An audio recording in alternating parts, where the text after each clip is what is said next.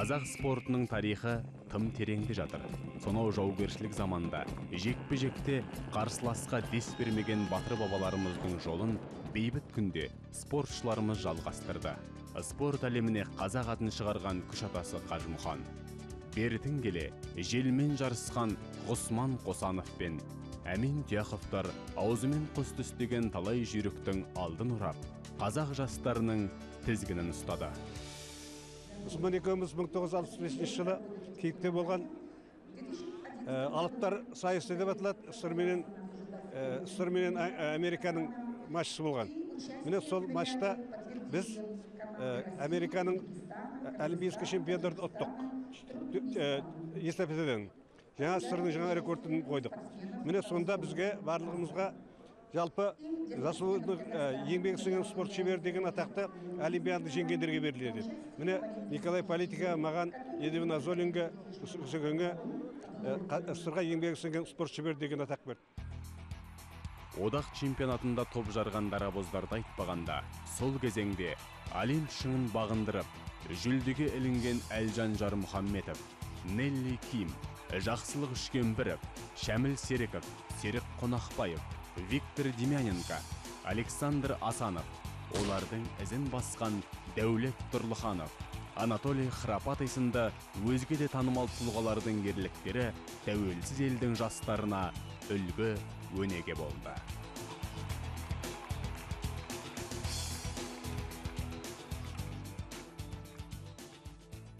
Қазақ елі батасын беріп, ал Жақсылық, ал Серік, ал Дәулет деп тұратын.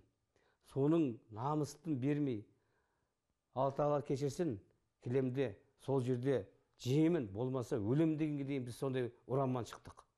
Қазір жастар шіркін сондай болса деп мен тілеймін.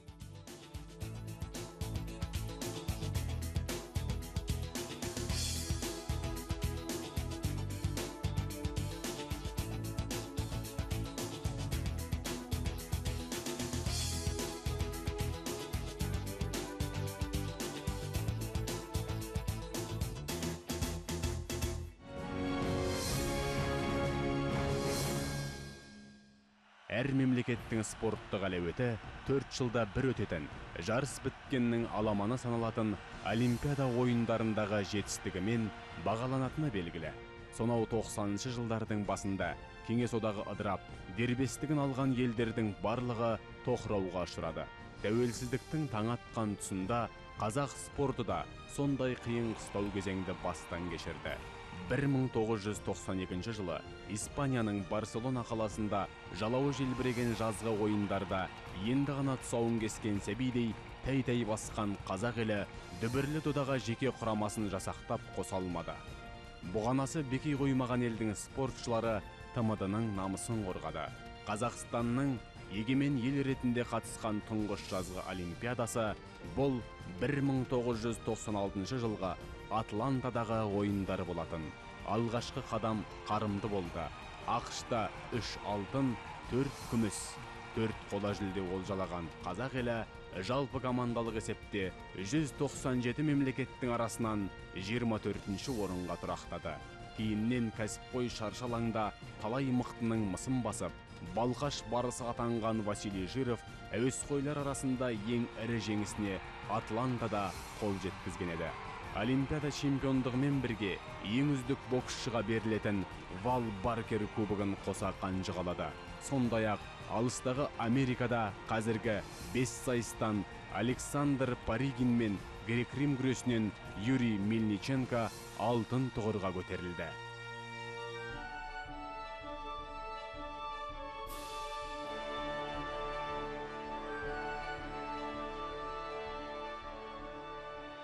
Ал ғасырлар тоғысында төрткүл дүниенің дүлдүлдері Сиднейде бас қосты. Жасыл құрлықта бізге бұйырғаны 7 жүлде. Бұл ортақ табысқа әсіресе боксшыларымыздың қосқан үлесі орасан зор.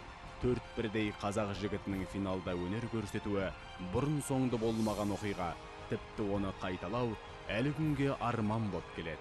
Қазақтың маңдайына туып, құйрықты жұлдыздай жарық етіп сөнген марқұм Бекзат Сатарханов ел қоржынына алғашқы ақ жолтай алтынды салғанда бөркін аспанға атпаған қазақ жоқ.